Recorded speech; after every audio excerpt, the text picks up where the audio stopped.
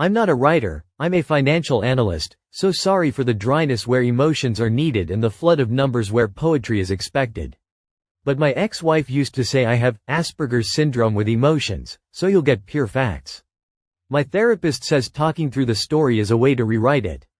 So here I am. Buckle up. I never planned to get married before 28. My parents divorced when I was 10. My father left for his secretary, my mother was left with a mortgage and 2 kids, me and my sister. I promised myself, either I build a marriage on rock, or I don't build one at all. So before Emily, I only had long-term relationships, 3 girlfriends over 10 years, none got the ring. They called me cold. I preferred the word cautious. We met in 2014 at a mutual friend's birthday party.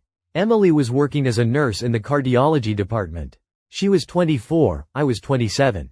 She had blonde hair to her shoulders, freckles on her nose, and a laugh like a spoon clinking against a glass. Loud, a little awkward, but contagious.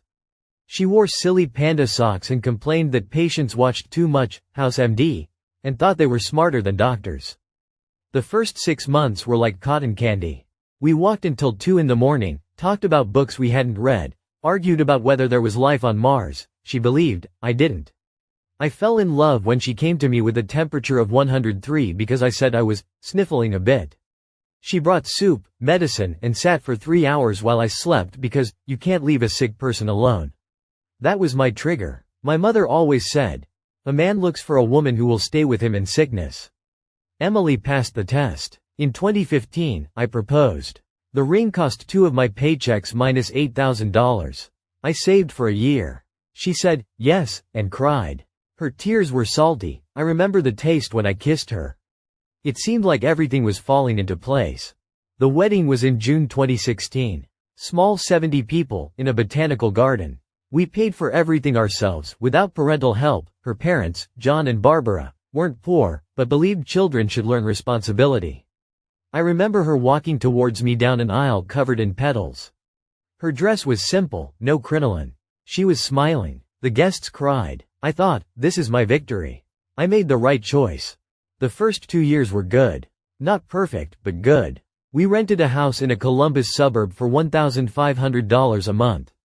I worked as an analyst at a regional bank. She worked at St. Mary's Clinic. We got a dog. A golden retriever named Cooper, adopted from a shelter. Cooper was a hyperactive idiot who chewed shoes and barked at the vacuum cleaner. Emily loved him more than me, I joke, but only half. Problems started quietly, like a crack in a windshield. First, she started coming home late. Her shifts ended at 8 p.m., but she got home at 10 or 11. She'd say, stayed to help with paperwork, colleagues asked for coffee, Trent asked me to cover a procedure. I didn't know who Trent was then. She mentioned him as, that boring anesthesiologist who tells everyone how to live. Then she stopped wanting sex.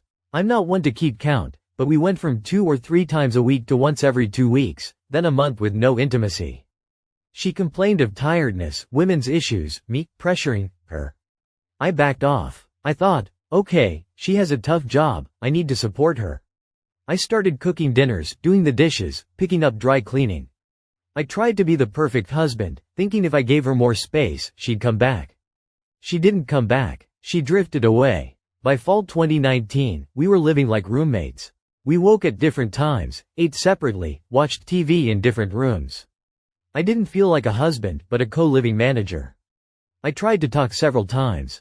I'd say, Emily, I feel like we're drifting. What's going on? She'd answer, everything's fine, you're just paranoid. I'm stressed at work. Trent yelled at me in front of everyone the other day, and I'm upset about it. She mentioned Trent again. I thought, poor thing, what a jerk this Trent is. I was an idiot. November 14, 2019, I left work early.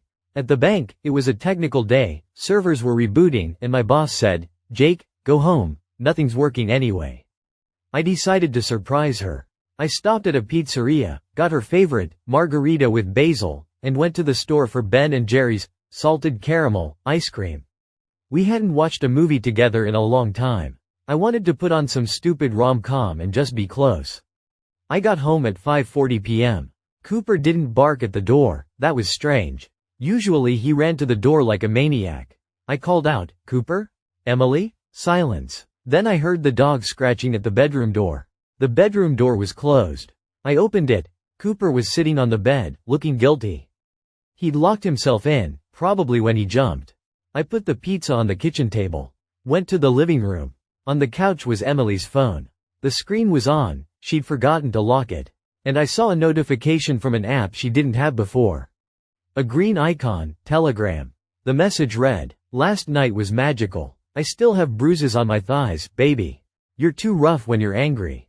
But I like it. Kissing your scars." The sender's name, Trent, work. I don't remember sitting on the floor. I just found myself on the carpet, pizza in hand.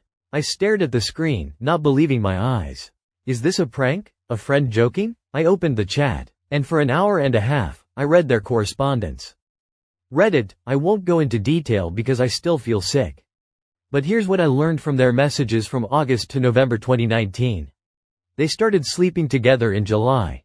First time, in a clinic storage room after a night shift. She wrote him the next day, "I didn't expect you to be so assertive. Jake never does that." He replied, "Jake is your husband? The finance guy? Forget about him for an hour." They rented a hotel, the Days Inn off I-71, at least twice a week. He paid cash to leave no trace. She wrote, "Jake thinks I'm doing extra shifts. He doesn't even check. So trusting, it's funny." Trent told her he'd leave his ex-wife. He was in the process of divorcing, and marry her if she proved her loyalty. She asked, "What does prove mean?" He said, "Leave him. Take half. Come to me with money." She complained about me to him. "Jake is boring. He only talks about work and the dog. Sex with him is like a schedule. I don't feel any fire." Yet the same day, she texted me, "Love you, honey, you're my rock." I took screenshots. All of them. 42 pages. I emailed them to myself, deleted the forwarding history from her phone. Put the phone back, took Cooper on the leash, left the house, got in my car. I didn't take the pizza or the ice cream. I just drove, crashed around the city for an hour. Then came back. Emily wasn't home yet. I lay on the couch and pretended to sleep. She got home at 11:40 p.m. She smelled of another man's cologne and whiskey. She pecked my forehead, said, "You're so good, sleeping alone, poor thing." I didn't open my eyes. She went to shower. I heard her laughing on the phone. I gripped the pillow so hard the seams creaked. The next 19 days, I lived like a spy in my own house. I smiled, made breakfast, wished her a good day, kissed her cheek. And all the while, I was planning my retreat. First, I went to a lawyer. Susan Martinez, 52, former prosecutor, now specializing in high-stakes divorces. Her office was in a building with marble floors, and she wore suits that cost more than my monthly car payment. I laid the printouts on her desk. She read them silently for 10 minutes. Then she looked up and said, "Jake, Ohio doesn't have criminal penalties for adultery. But for a civil case, this is dynamite. First, if she spent marital money on hotels and gifts for him, that's unlawful dissipation. We can claim compensation. Second, judges don't like it when spouses lie under oath. And she will lie. I can feel it. Hire a detective, get video. And don't tell her a thing." I hired a private investigator, Bill. Bill was 60, wore jeans with a belly, and smelled of smoke. But he worked like a god. Within 2 weeks, he filmed Emily and Trent in the clinic parking lot. She got into his black BMW X5. At the hotel, they left the room at 8 a.m. She fixing her hair. At a restaurant, he fed her dessert with a spoon. Bill even got hotel security footage through a sheriff he knew. I also started moving money. We had a joint account at Chase. Each week, I transferred small amounts minus $2,000 to $3,000 to my mother's account. I told my mother, "Mom, this is a safety net. If something happens, don't give it to anyone." She didn't ask questions. Mothers always know when their son is in trouble. By December 10th, I had 42 pages of chats, 18 video files of surveillance, totaling 4 hours, 5 audio recordings. Bill put a bug in her car, illegal, but we later found the evidence through her phone. Bank statements showing she withdrew $3,400 in cash for hotels and $1,200 at a Zales jewelry store. She told me the jewelry was a gift from Mom for her anniversary. Her mother, Barbara, later testified under oath that she never gave any such gift. December 13th, I woke up at 5 a.m. Emily was asleep. I packed into a gym bag, My laptop, passport, birth certificate, Cooper's papers, vaccinations, microchip, 3 t-shirts, jeans, chargers. I took my wedding ring from the hiding place, put it on a chain and hung it on the rearview mirror. I wrote a letter. By hand, on paper. Here's what I wrote, I kept a copy, it's still in my desk drawer. Emily, by the time you read this, I'll be gone from this house. I know about Trent. I know about the hotels, the gifts, how you laughed at me in your messages. I have screenshots, videos, receipts, and audio recordings. I filed for divorce this morning. The papers will arrive by courier on Friday. I'm not angry. I just feel sorry for you. Sorry you chose lies over a conversation.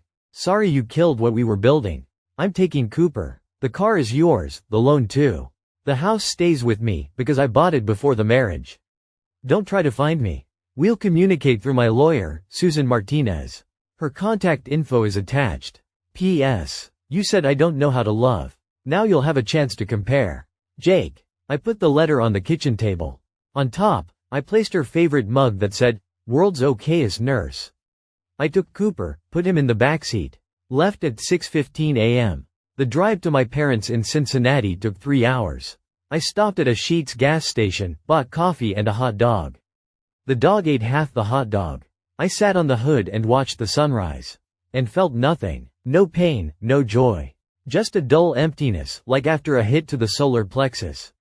She called at 2:30 p.m. I didn't answer. She texted. Jake, is this a stupid joke? Come home. Let's talk. I didn't reply. She called 12 more times over the hour.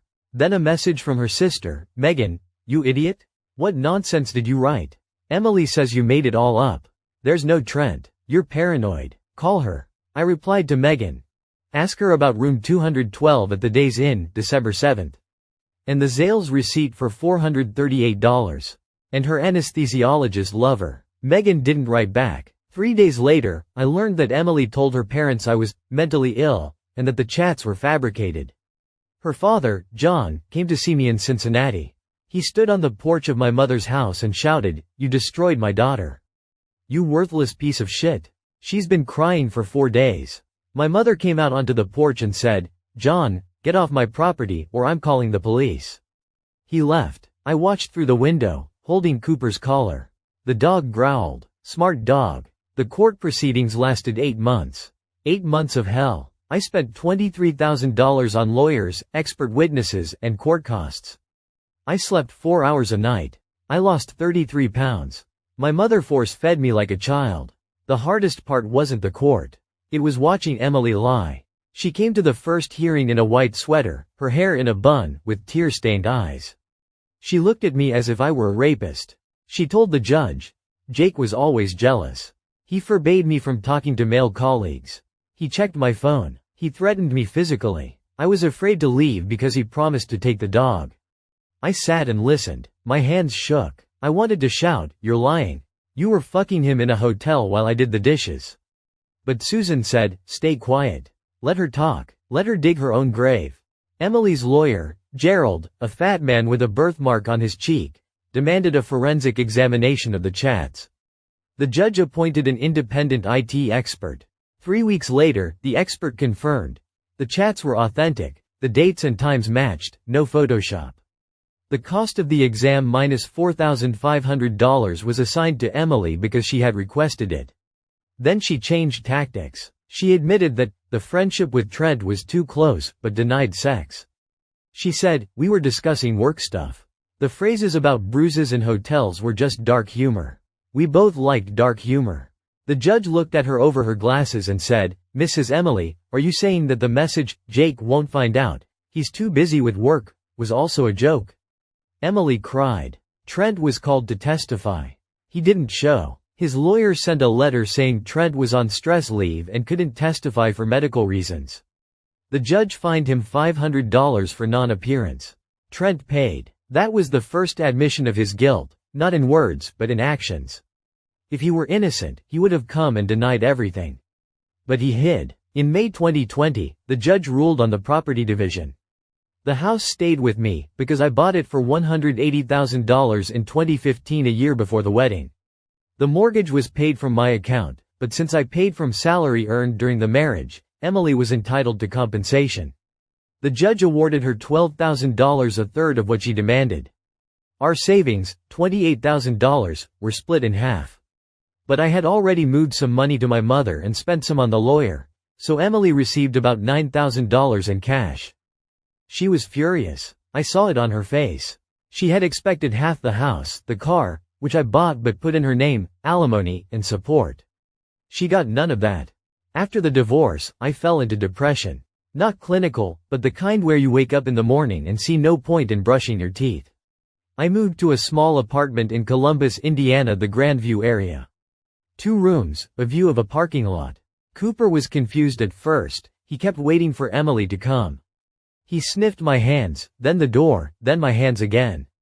After a month, he stopped waiting. We became a team. I went to a psychologist. Dr. Evans, a cognitive behavioral therapist, a nice guy in his 40s with a goatee. In the first session, he asked, "Jake, what do you feel for Emily?" I answered, "Nothing. Emptiness." He said, "Emptiness is also a feeling.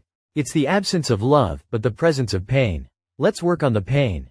I worked. I ran in the mornings, joined a gym, started cooking complicated dishes, lasagna, risotto, Thai tom yum soup. Cooking occupied my mind. In June 2021, I met Chloe. She worked at a library, wore thick-rimmed glasses, and read Tolkien in the original. We dated for a year. It was a quiet, calm love. Chloe didn't ask about Emily. She was just there. But one day, I realized I couldn't truly be with her. I compared every smile of hers to Emily's smile. Not because Chloe was worse, but because my head was still full of the past. I ended the relationship. Chloe said, "You're a good man, Jake. But you haven't finished your war yet." She was right. I thought the war was over. I thought the divorce had ended it. But Emily thought differently. March 2023, 3 years after the divorce. I was finally starting to feel human again. I got promoted to senior analyst. Cooper had a new hip implant, golden retrievers, you know. I was even thinking about buying a house again. And then, a call from Susan. "Jake, sit down. Emily filed for alimony. She claims the divorce caused her to develop an anxiety disorder. She can't work, and she's demanding $2,000 a month indefinitely. You have 30 days to prepare your opposition." I laughed. Then I got angry. Then I sat down and started gathering information. First, I hired another detective. Bill had died of a heart attack in 2022, rest his soul. A new woman, Detective Lisa. She found out that Emily had been working as a freelancer for the past 2 years, doing medical documentation from home. She had an income of about $1,800 a month. She wasn't looking for full-time work because she couldn't for psychological reasons. Yet she bought herself a new iPhone, went to Florida in 2022, and regularly visited a spa. I provided bank statements. She had left a joint account at Chase that I still had access to using old passwords she never changed, technically illegal, but the information was open. For 2022, she spent $4,700 on online poker, PokerStars. $2,300 on cosmetic procedures, Botox, laser hair removal. $1,800 on restaurants. $3,000 on clothes. So a woman who couldn't work spent $11,800 on entertainment and cosmetics. Second, I found her Instagram. She had blocked me, but I used a friend's account. There were photos. Her in a bikini on a Miami beach, her with a margarita at a bar, her at a yoga retreat in Arizona. Captions. Best year of my life. Freedom is breathing. Exes are just lessons. I took screenshots. I also got a letter from her former boss at St. Mary's Clinic. He wrote, "Emily resigned voluntarily. We offered her a transfer to another department, but she refused. She was a good nurse, but her behavior in the final months was unstable. I can't say more due to confidentiality. That was enough to prove. She resigned herself. She wasn't fired for the affair. But the real ace was given to me not by myself, but by Margaret, Trent's mother." I got a Facebook message from a woman named Margaret Hayes. Her profile picture was a flower. The page was locked. The message: "Jake, I'm Trent's mother. I'm sorry my son participated in destroying your family. I want to make amends. I have information about Emily that will be useful to you. Call me." I thought it was a trap. But I called. Margaret spoke softly, with a southern accent. She was from Kentucky. She said that when Trent returned to his ex-wife, he left a box of things with her, Margaret. In the box was a folder labeled, Emily, Documents. Inside were a copy of a medical report on a terminated pregnancy. The procedure date, October 2019, a month before I found out about the affair. Gestational age 8 weeks. A receipt from Emily stating she had received $3,000 from Trent for personal health-related needs. A handwritten letter from Emily to Trent. Trent, thank you for supporting me during this difficult time. The baby was yours, but I wasn't ready. You're the only one who understands me. Jake would never forgive me if he found out. So it's our secret. Margaret made copies of everything and sent them to me by certified mail. I sat and stared at those papers. Was the baby Trent's? Or mine? 8 weeks puts it in mid-September 2019. In mid-September, Emily and I had a period where she was affectionate with me. We even went on a date to an Italian restaurant. I remember she was strangely thoughtful. Probably because she knew she was pregnant and didn't know by whom. I didn't speculate. I paid for a genetic test on stored samples? No, impossible. But I understood something else. Emily told Trent the baby was his to get money out of him. She used her lover as an ATM. And if the baby was mine, she stole from me the chance to know I could have been a father. Or maybe not. I'll never know. And that still kills me. The alimony hearing took place in April 2023. The judge was a woman in her mid-50s, stern, with short hair. Her name was Elaine Harris. I came in a suit and tie. Emily came with her lawyer Gerald, the same as in the divorce, and a new boyfriend, a guy about 25, with neck tattoos. He sat in the front row and stared daggers at me. Emily looked bad. She had aged 10 years. Dark circles under her eyes, a nervous tick in her eyelid. She spoke in a trembling voice. I can't work. I have panic attacks. I can't leave the house. My ex-husband destroyed my career and my reputation. I need financial support to undergo rehabilitation. Then Susan spoke. She presented the beach photos of Emily, her gambling spending, her voluntary resignation from work, her Instagram with the hashtag best life ever. Susan said, Your Honor, the plaintiff claims she is disabled. But her bank statements and social media say otherwise. She is not only capable of working, she is capable of traveling, partying, and gambling. This is not a disability. This is an unwillingness to work. Emily's lawyer objected that social media is just a picture, the reality is suffering. The judge asked, Mrs. Emily, if you have panic attacks, how were you able to fly to Miami? Emily answered, it was an attempt at therapy. A change of scenery. The judge. And that therapy included margaritas and bikinis? The courtroom laughed. Emily turned red. Then Susan presented the pregnancy document. The judge studied it and asked, Mrs. Emily, what is this? Emily went pale. She said, that's my private medical information. You have no right to disclose it. Susan replied, this information was provided by a third party. We are not disclosing it, we are using it to refute your claims of honesty. You testified under oath that you never deceived your husband financially. But you deceived Trent, claiming the baby was his.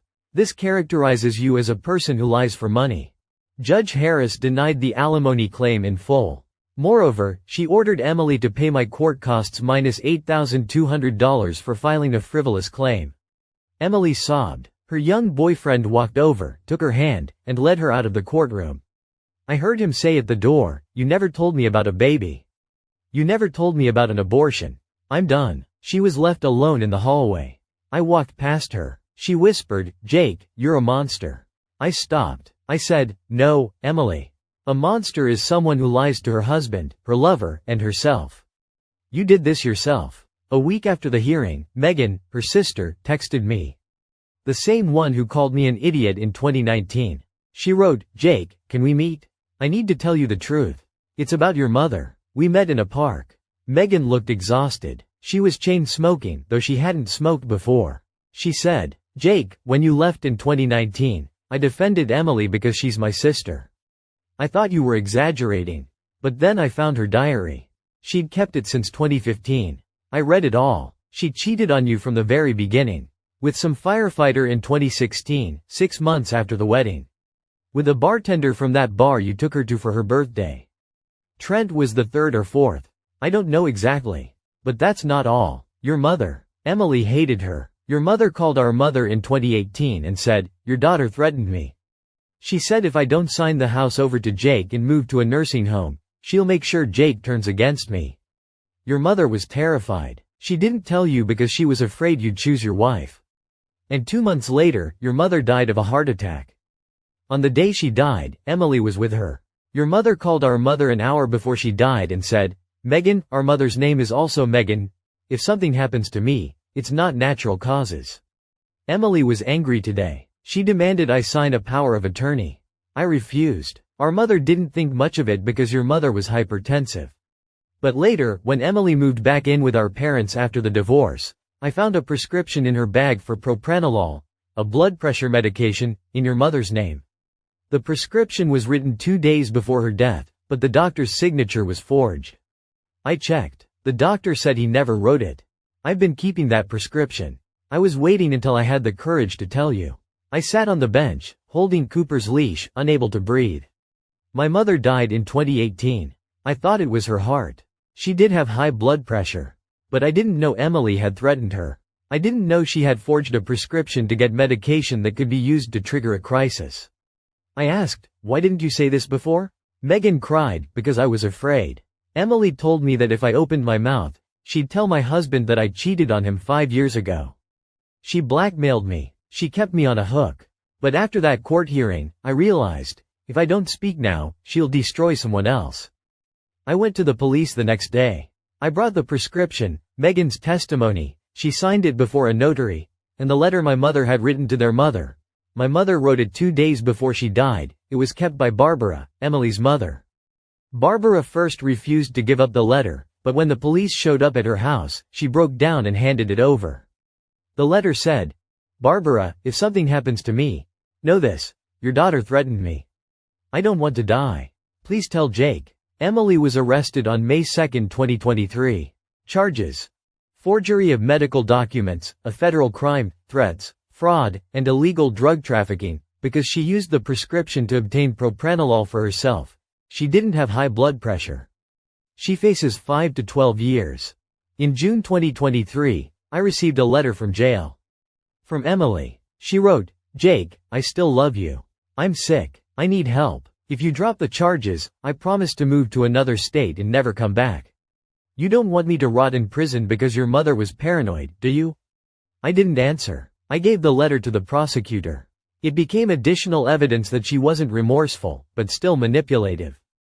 And then the unexpected happened. Trent, the anesthesiologist, through his lawyer, offered to cooperate with me.